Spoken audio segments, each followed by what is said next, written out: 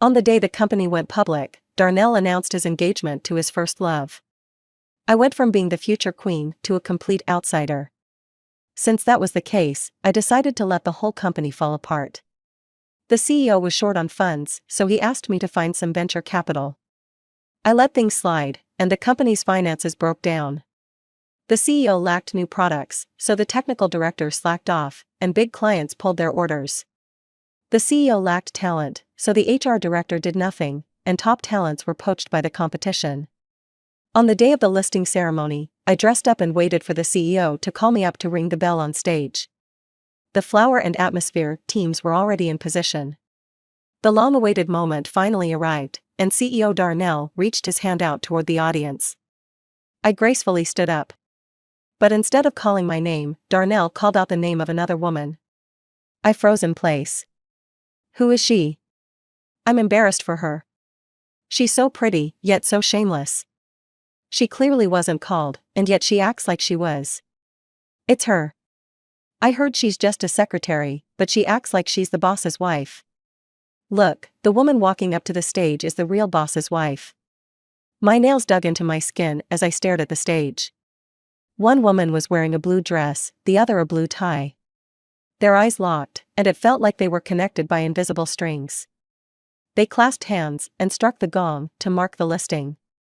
The assistant tugged at my dress, and I slowly sat down. Darnell gave a subtle look to the Atmosphere team, who hesitated, then, under the pressure, pulled the ribbon. The stage was buzzing with excitement. The assistant's roses were forcibly taken from her and given to that woman. Great, just great. I worked hard for 3 years, and someone else reaped the rewards. After the ceremony, everyone attended the celebration banquet. My colleagues, seeing the woman in Darnell's arms, stared wide-eyed. For 3 years, Darnell and I were inseparable, and everyone had long assumed I would be the future CEO's wife. Who was this woman who appeared out of nowhere and took my place? Their stares were obvious, and Darnell's and that woman's mutual friends couldn't stand it. What's wrong with you all? Ella is Darnell's first love. They made a pact that if neither of them were married by 27, they'd be together. Exactly. They're perfect for each other. All the colleagues were awkward, embarrassed. From across the room, I gazed at Darnell, waiting for an explanation. He raised his glass. Leona. Thank you for your support these past 3 years. As always, the company will always have a place for you. Ella raised her glass with him. Thank you, Miss Leona, for taking such good care of Darnell. Darnell and I had the same mentor. He was my senior. He started his business early and had some success. He reached out to me, inviting me to join him. He promised I'd have a stake in the company in the future. After 3 years of grad school, our relationship had grown. I had feelings for him, so I didn't hesitate to turn down a job offer from a large company and joined his studio. Over the next 3 years, his special treatment of me became clear to everyone. He hinted countless times that once the company went public, we would be forever tied together, leading a happy life. I had underestimated the power of first love. When the person's gone, the money still matters. I raised my glass. No need for formalities. Why don't we discuss the new contract? The company's been listed, and the promises made should be in writing now. Let's not talk business today. Come to my office tomorrow. After 3 years of working together, Darnell's methods always amazed me, including this one. He only gave me 1% of the shares. I treated the company like it was my own, negotiating hard for investment just to retain the management rights and a larger stake. All that effort, and yet, I got nothing in return. I stood up slowly, a bright smile on my face. Are you sure? Of course. The company will grow, and this 1% is not insignificant. Before even becoming a renowned capitalist, he had mastered the art of exploitation. Fine, I'll slack off now. Let Darnell see just who's truly indispensable to the company. I didn't sign the contract, saying I needed to think it over. Darnell didn't mind. He made a phone call, and as he was closing the door, I heard his soft voice, I'll pick you up after work. How sweet. Back in my small office, my assistant immediately came over with the information she had gathered. The woman was called Ella, and she was Darnell's high school classmate. She was the campus belle, and he was the campus heartthrob, perfect for each other. But back then, Darnell was just a poor high school student. He relied on scholarships and financial aid, wearing a faded shirt, his figure the object of many girls' fantasies, though very thin. At that time, they could be classmates. They could be close friends. But they couldn't be lovers. Because Darnell's pride wouldn't let him confess his feelings when he couldn't promise a bright future. After high school, Ella went abroad to study, leaving behind a pale moonlight that shone on his heart, urging him to work harder every night. Years passed, and Ella's life abroad wasn't easy, leaving some scars. Darnell, however, was the one to wipe away those clouds and bring her back into the light. I could feel my teeth clenching, and my heart ached a bit. My assistant shuddered. So this is the power of first love? I heard they're getting engaged soon. Leona, aren't you going to do something? No rush. I calmly sorted through the materials and made dinner plans with another VP from the company, Gavin. Gavin was also a classmate of Darnell and me. He joined the company 3 months after the studio started. He didn't do grad school and went straight to work. At his peak, he made $800,000 a year. He was one of the most successful from our year. But as he began to rise, he caught the eye of older employees. After several rounds of battles, he unknowingly stepped into a trap set by them, costing the company millions. When Gavin was floundering, this senior employee stepped in, using their connections to smooth things over. Gavin was deeply grateful and thanked him profusely. Later, he was kept under that employee's thumb, and much of his hard work was taken over by others. I had some connections at the company and heard about this. I thought about it for a long time and decided to tell Gavin. Gavin, young and brash, couldn't stand it. He confronted the senior employee head-on. But, unfortunately, he lost in the end. That night, Gavin dragged me and Darnell out to drink on the street. One bottle of liquor, with the loneliness of feeling like the world had left him behind. I couldn't bear it, so I encouraged him to join us and start his own business. Gavin paused, took a swig of his drink, and then agreed to join us. Not long after I extended the invitation, Gavin agreed. Back to that same street, where everything had changed. Gavin awkwardly drank, he, sigh. Even though we're from the same hometown, I didn't know about Ella. I forced a smile. Love is unpredictable. Let's not talk about that. Darnell didn't betray you, did he? Gavin froze, mumbling nothing. Darnell wasn't stupid. After that scene with me, he'd surely be wary of me. He'd moved faster than I thought. I pretended to be disappointed. Looks like he didn't break his promise. He even gave me the stock agreement, 1%. What? He only gave you 1%? You put in so much effort when the studio was just starting, investing money and time, and you contributed so much. I also have. Oh? So you mean he didn't give you any more than me? Nice one. I pinched my thigh, and the tears came unbidden. As long as he didn't wrong you. I'm just worried that he might neglect the people I brought in, and then how would I explain it to them? Gavin was choked up, feeling bad for me. I had a good relationship with him, but in life, relationships alone don't cut it. Even if he chose not to side with me for the sake of his own interests, I could understand. It was likely that others, not involved with me, had benefited in some way. Darnell had become harder to deal with. I'd been running my company for many years, capable of bending and adapting, and at that moment, I played the part of a fragile woman perfectly. I didn't cry about Darnell's change of heart. After all, things that seem like they could be true often aren't, and who can be certain? Instead, I cried about how love was no longer there, how even friendship couldn't last. What happens to me doesn't matter, but I feared that those close to me might be pushed out. Gavin probably wanted to say that they wouldn't be pushed out. But the 1% of shares on the contract? That was undeniable evidence. I cried for a while, then stopped when I felt it was enough. Gavin hurriedly offered to take me back. By chance, as we reached the bottom of my building, we ran into Darnell and Ella. Ella's face changed the moment she saw us. It was obvious she was imagining something unpleasant. I quietly whispered to Gavin, maybe you should keep your distance from me. One sentence triggered Gavin's rebellious instinct, and he insisted on walking me back. Just before the elevator doors closed, I saw Ella seem to say something to Darnell. Interesting. Darnell probably feared my influence in the company, along with his eager ambition to rise. Despite his usual reluctance to be in the spotlight, Darnell cooperated with Ella to publicly promote their romance online, finally meeting my first love. Those days, I couldn't figure out why, but everywhere I turned, people were talking about the impact of first loves. The first loves tear, and the current lover loses. I still can't forget her. Just one smile from her, and I'd give my life. It was everywhere on short video apps. My assistant looked at me with pity. Leona, do you think TK is monitoring us? Does he know we're losing to his first love? I quietly swiped on my phone, and Big Data pushed this. Hashtag I finally got my first love. The photo was of Darnell and Ella. They wore oversized school uniforms, looking like a poster for an idol drama, paired with a video of them running together and a narrative. She's the moon in the sky, a light beyond reach. I chased 99 steps, but lost to time and distance. I once thought I had no hope, but in the end, we met again. The two gazed at each other from across a crowd. I felt a mix of pain, anger, and disgust, and I slammed my phone down, then picked it up again. No, I had to see how far they would go with this.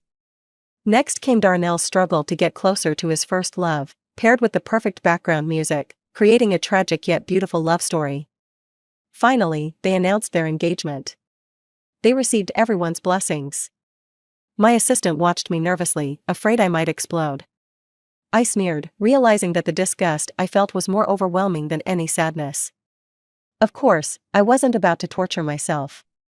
The company had just gone public, and they weren't afraid of the truth being revealed and backfiring on them. My assistant analyzed, they probably want to make the first move, binding themselves together to completely push you out. Thinking it over, it did make sense. I made a mental note to get my revenge, sooner or later. As I expected, people close to me were being ostracized in the company. The atmosphere grew more tense by the day. Those who were on my side gathered in my office and asked what we should do. Without a second thought, I called for the new game console I had just bought. Stop working, let's play a few rounds. You're not worried at all? Worried? What's the point? Right. As we started the game, we talked. From them, I learned that Darnell was ruthless. He actually had his subordinates take over their business dealings. To put it nicely, it's sharing the load, but who doesn't know what he's really up to? The person taking over was someone I personally mentored. Luckily, I kept a backup plan, or I'd be out now. I smiled gently. Exactly, we've got our own cards to play. For now, let's just enjoy the show. We exchanged glances, silently agreeing to continue. Our subordinates came in to report, but we weren't paying attention, no signatures, no cooperation. Let's see what they'll do.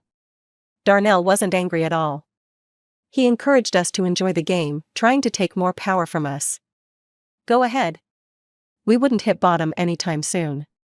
So, while others in the company worked late into the night, we clocked out on time. They held serious meetings, while we sipped afternoon tea.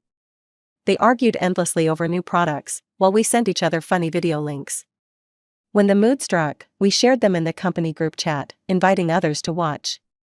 Before, I never wanted to abuse my position, but now that I had nothing to lose, I wasn't afraid. Darnell's forehead was covered in veins, and he asked me with frustration, "What's your attitude about this?" I paused my phone. What? Isn't this project mine to handle? If you want to yell at someone, it shouldn't be me, right? Darnell froze, and the entire meeting room fell silent. It wasn't because I was being unreasonable, but because I used to be extremely responsible. Almost every new product I would personally follow up on.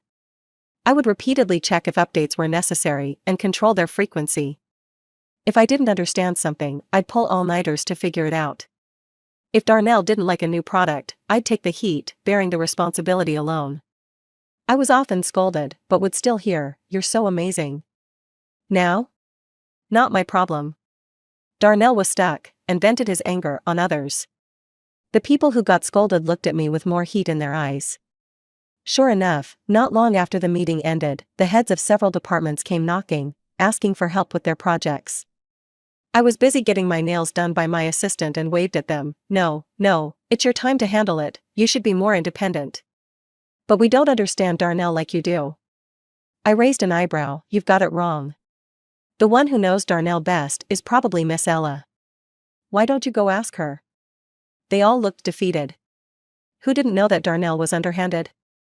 Back when he was flirting with me, now the company went public, and not only was I no longer the CEO's wife, but I didn't even have any shares.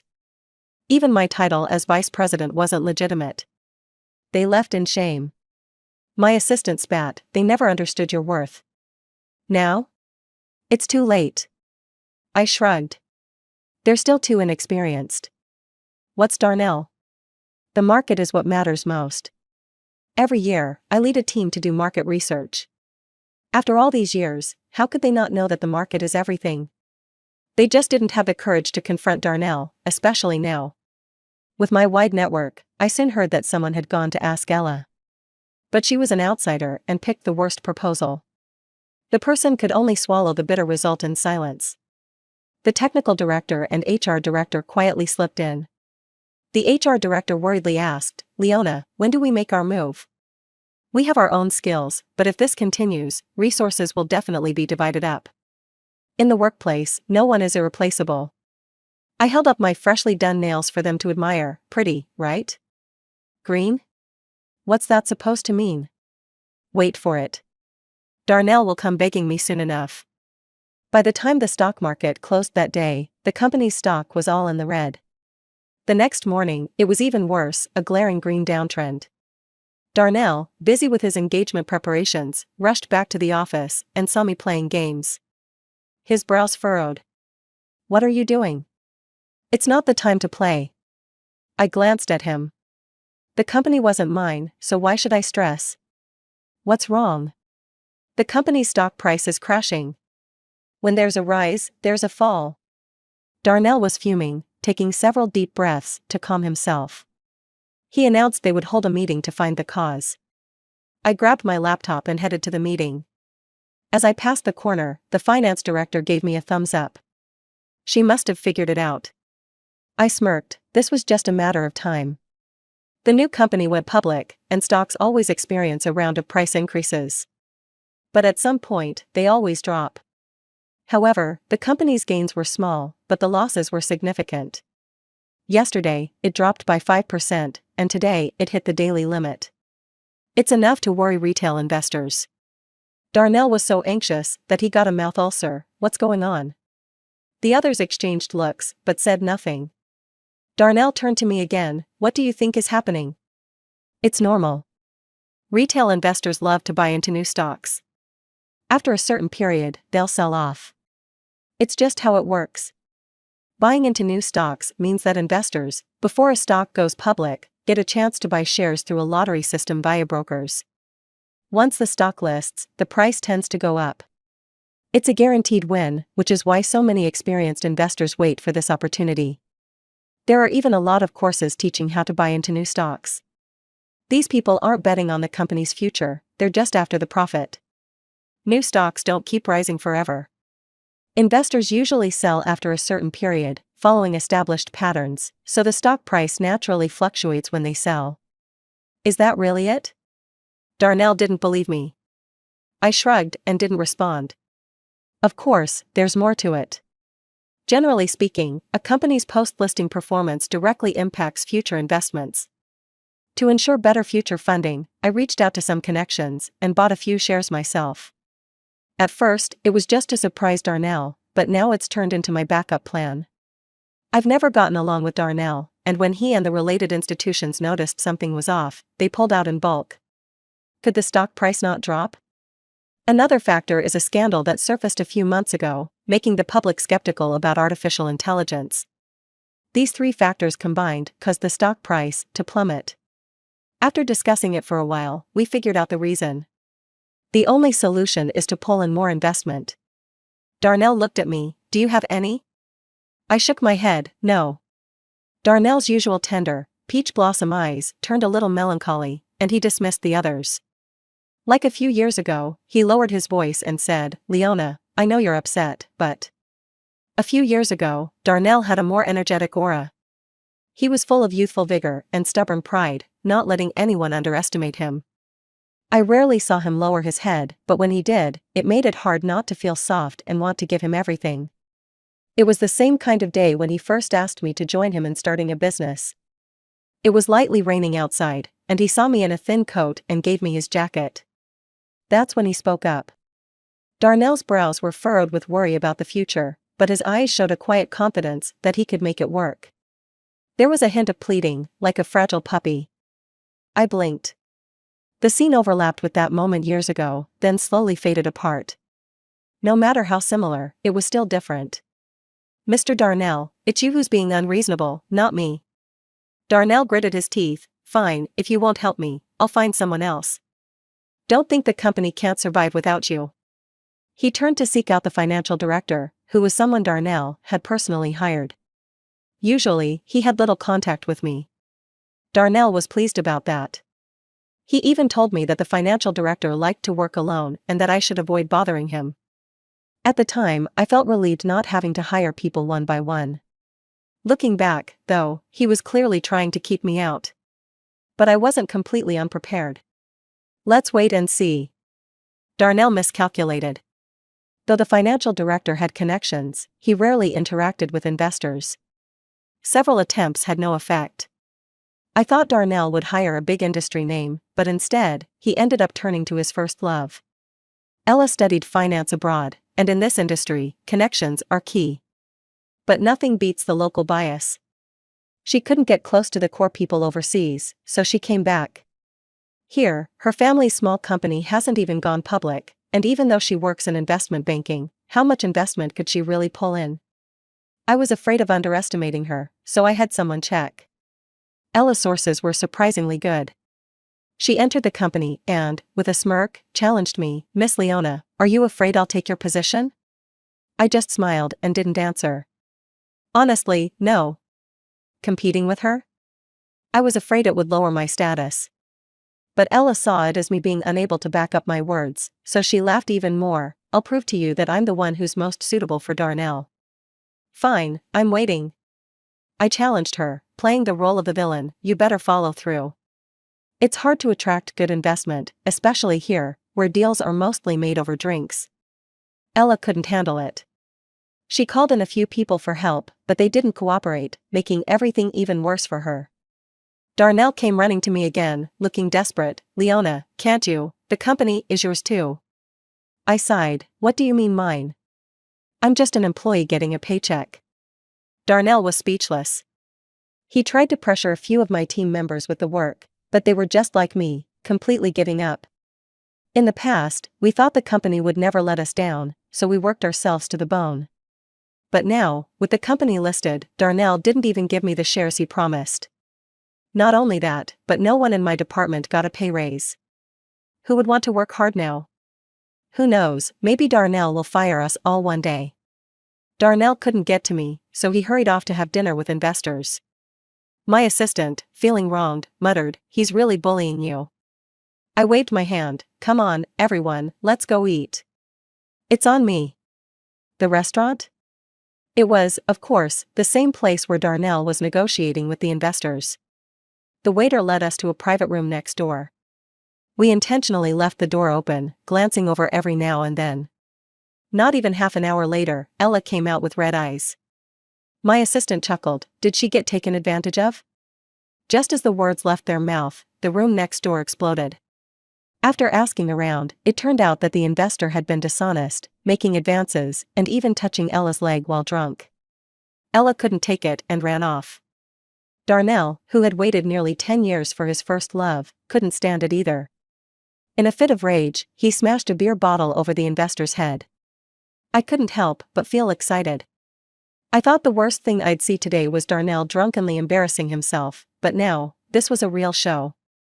I paused and decided to call the police. When the police arrived, the private room was completely quiet. Darnell's eyes were a little red. "Leona, did you do that on purpose?" Staring at the broken beer bottle, I almost laughed out loud. "Do that on purpose?" "I was trying to save you." "Do you really think you can hit the investor and walk away scot-free?" I wasn't exaggerating. Things like this happen more often than you'd think. How many people stay rational after drinking? The investor's people were already trying to hold him down and force him to apologize. Darnell's first love was just crying. What else could she do?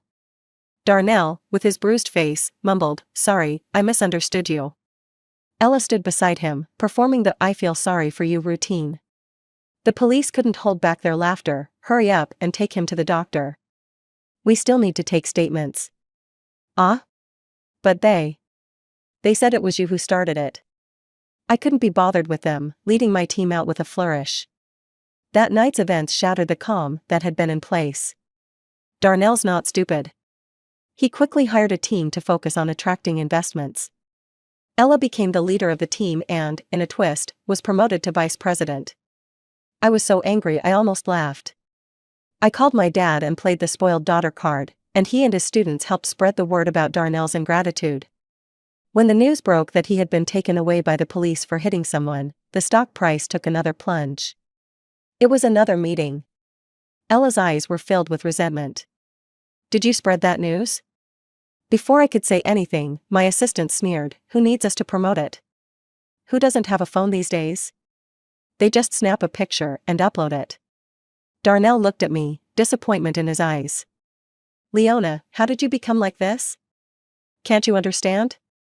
It was a passerby who uploaded it. They didn't know you at all. If you hadn't been so eager to market The Last Love, there wouldn't be so many pictures of you two online. Who wouldn't recognize you now? The stock price was already in a volatile period. Couldn't you just hold off for a bit?" Darnell had no argument and fell silent again. Ella looked at me with even more hatred. It was her own fault. I had originally planned to suggest they hire a PR team to clear up the reason for his police station visit. But seeing them like this, I decided against it. I kept rallying people to play games, enjoying myself, and basking in the bliss of doing nothing. Ella wasn't entirely useless.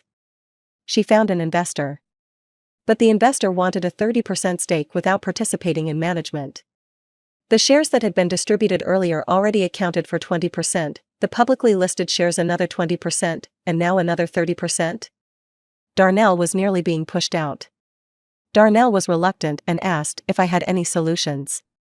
"No," I glanced at Gavin, "if the shares keep getting diluted, you might as well just sell." Gavin's eyes flickered, and he cast a dissenting vote.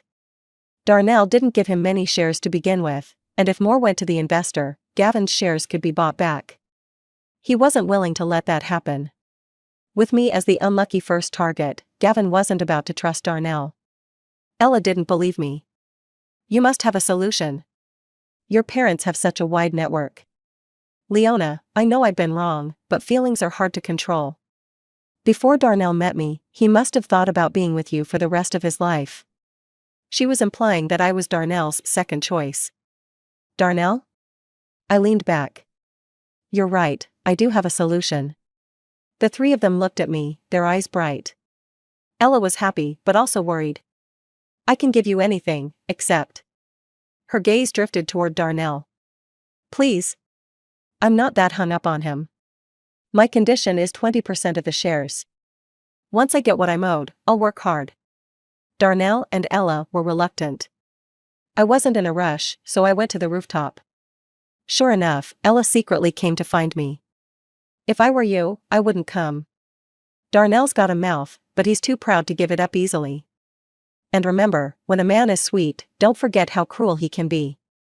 I helped him for 3 years, from nothing to the top. And now, he won't even give me money. What if one day he stops loving you? How do you think he'll treat you?" Ella's eyes were full of complexity. "Are you trying to drive a wedge between us?" "No, I'm just giving you a woman-to-woman warning. Fighting over a man is really not worth it." Ella stood there, frozen.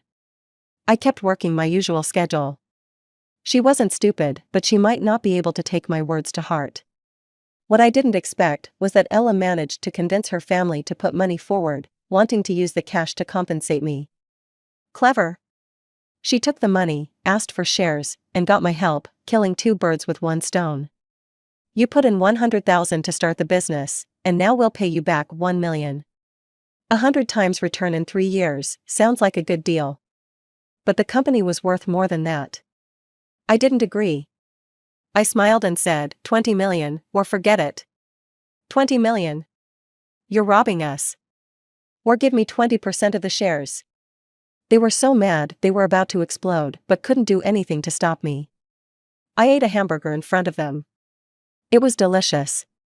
I hadn't eaten one in 3 years, maintaining my elite white-collar image, but it felt great to finally break that. The more I ate, the more I enjoyed it, and the angrier they looked. Ella hesitated for a long time before saying, "We don't have that much money. You can use shares to offset it." Ella was sharp. She offered shares from her family's company, 35%. Though her family's company wasn't publicly listed, it was profitable, and it had potential in its traditional industry. I didn't agree immediately but also asked for 5% of Darnell's company's shares and $10 million before I relented. Less than 3 days later, an investment came knocking. They wanted shares too, but they were much better than the investors Ella had lined up. The stock price started to recover. Just as Darnell was breathing a sigh of relief, Gavin had more issues on his side. The new product was failing. How could this happen? Darnell was in a panic, abandoning Ella, who was trying on wedding dresses, and rushing back. Gavin was helpless. "The software's fine, it's the chips that are the problem." The company focused on smart home devices and AI, releasing several successful products. The chip we used was developed by one of my dad's students. He ran his own company, which partnered with ours. In the past, thanks to my dad's connections, we got priority access to the best chips. But now, with Darnell treating the teacher's daughter like this, who would still sell to him? Ella started crying. "You just don't want me to be with Darnell." I rolled my eyes. "Stop it. Aren't you two soulmates? Nothing should be able to break you apart." Ella couldn't argue with me, so she went to see Darnell. No one knew better than he did how important I was to the company. He didn't dare to offend me again. Darnell rubbed his forehead. "Tell HR to hire new talent." The HR director was my person, so naturally, she refused to cooperate. Even if she wanted to, in our newly listed company, we couldn't attract top talent. Darnell was helpless, and unwilling to come beg me, so he told Gavin, the vice president and technical director, to work on a new product. It's easy to talk when you're not the one doing the work. Even Gavin couldn't stand him. He grumbled, then lazily added, "In the past, the three of us worked hard together. Now, it's all for one woman." I remained indifferent. Gavin awkwardly said, "Leona, I know you've been wronged, but the company is also yours now." I paused my online shopping and laughed. "I have my dignity too." Gavin immediately looked embarrassed and smiled. "Guess I deserve that." "You still remember what I said back then?" "Of course I remember.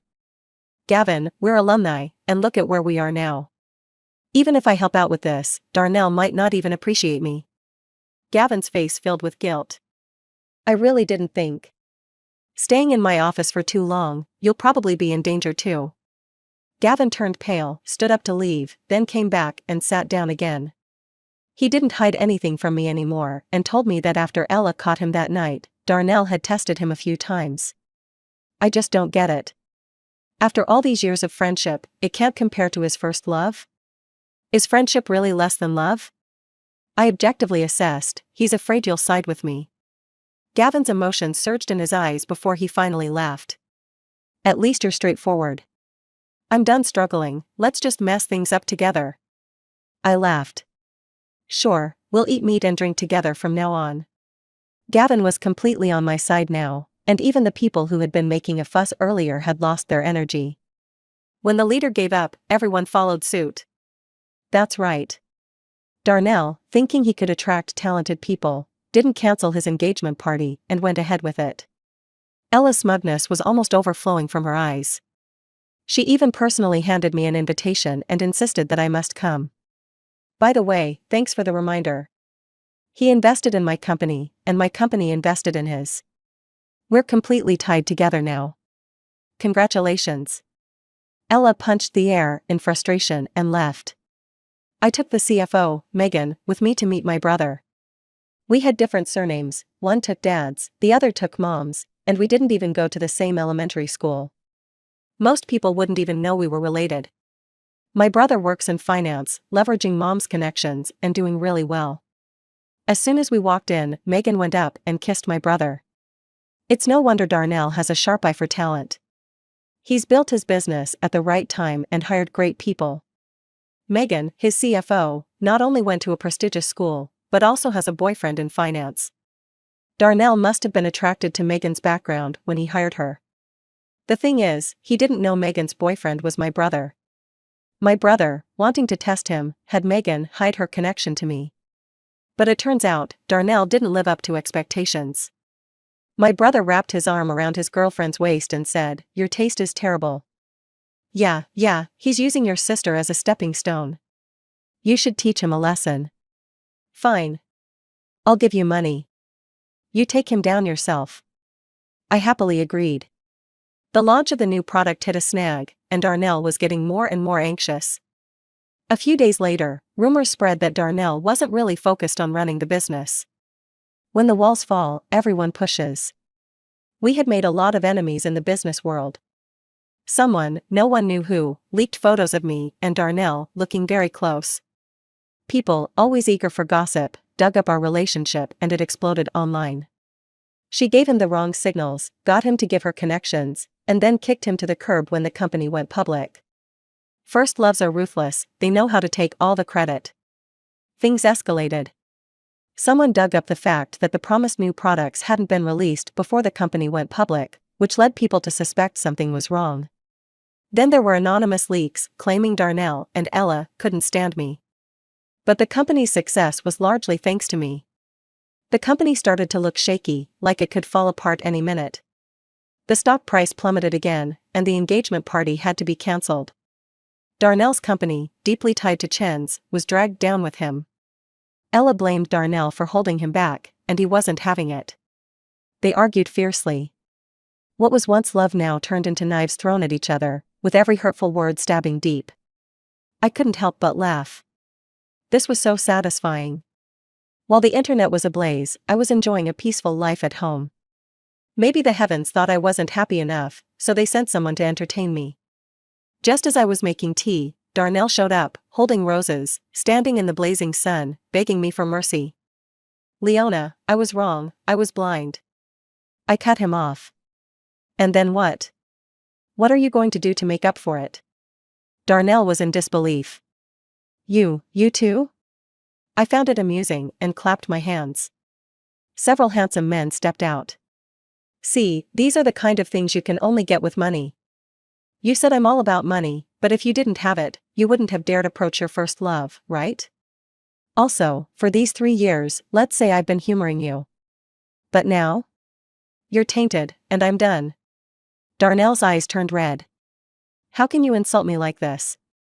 It's your own doing." Darnell had no choice but to accept my conditions for buying the company. "Can't the price go up a little?" "No," I shrugged. "Didn't you say you don't care about money?" In the end, I bought the company at a ridiculously low price and turned the tables. Everyone congratulated me, but I felt a bit embarrassed since I had just used them for my own advantage.